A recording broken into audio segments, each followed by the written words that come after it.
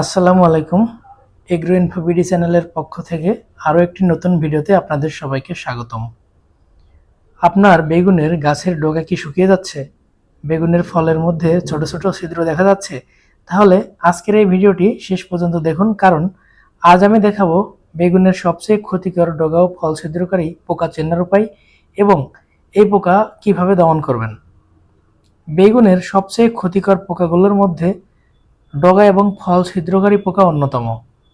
এই পোকার আক্রমণ হলে প্রথমে গাছের কচি পাতা ডগা শুকাতে শুরু করে এবং পরে ফুল এবং ফলেও এর আক্রমণ বেড়ে যায়। এতে ফলের গায়ে ছোট ছিদ্র দেখা যায় এবং ভেতরের অংশ নষ্ট হয়ে যায়, যার ফলে আপনার উৎপাদন কমে যেতে পারে। এই পোকা আক্রান্ত হলে কয়েকটি লক্ষণ দেখা যায়। প্রথমত, আপনার কচি ডগা ঝুলে পড়ে এবং শুকিয়ে যায়। ফলের গায়ে ছোট ছোট ছিদ্র দেখা যায়। ছিদ্রের মুখে পোকার মল বা কালচে অংশ দেখা যায়। ফল কেটে দেখলে ভিতরে পোকা থাকতে পারে। এসব লক্ষণ যদি দেখা যায় তাহলে অবশ্যই দ্রুত ব্যবস্থা নিতে হবে। প্রথমে আক্রান্ত ডগা এবং আক্রান্ত ফল গাছ ক্ষেত থেকে তুলে নষ্ট করে ফেলুন, কারণ আক্রান্ত গাছ থেকে আবার কিন্তু নতুন গাছে এই পোকাগুলো দ্রুত বাড়তে থাকে। ক্ষেত পরিষ্কার রাখুন এবং নিয়মিত গাছ পর্যবেক্ষণ করুন।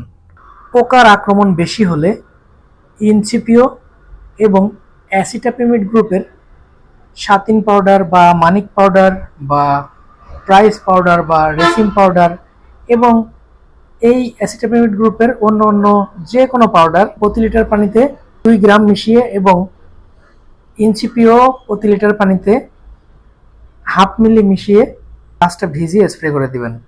একই গ্রুপের কীটনাশক বারবার ব্যবহার করবেন না।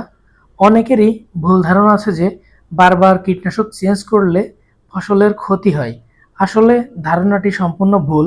একই গ্রুপের কীটনাশক যদি আপনি বারবার ব্যবহার করেন, তো একই ওষুধ বারবার ব্যবহার করার ফলে কীটনাশকের বিরুদ্ধে কিন্তু পোকার সহনশীলতা বৃদ্ধি পায়, যার কারণে পরবর্তীতে আর ওষুধে কোনো কাজ করে না। তো তখন হয়তো আপনারা অনেকেই ভাবেন যে ওষুধের মনে হয় মান কমে গেছে, যার কারণে কাজ করছে না। আসলে বিষয়টা ওই রকম না।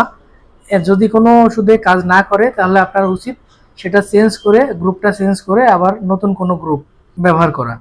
তো সেক্ষেত্রে যেটা করতে পারেন সেটা হচ্ছে আপনি সুরেট ব্যবহার করতে পারেন, ইনসিপিওর জায়গায় সুরেট ব্যবহার করতে পারেন। এবং যদি আপনি সাতিন ব্যবহার করে থাকেন তাহলে সাতিনের জায়গায় আপনি প্রাইস বা রেসিম বা মানিক ব্যবহার করতে পারেন। তো এইভাবে একটু যদি কোনোটা কাজ কম করে তাহলে আপনি পরিবর্তন করে দেখতে পারেন। আশা করি ভালো ফল পাবেন।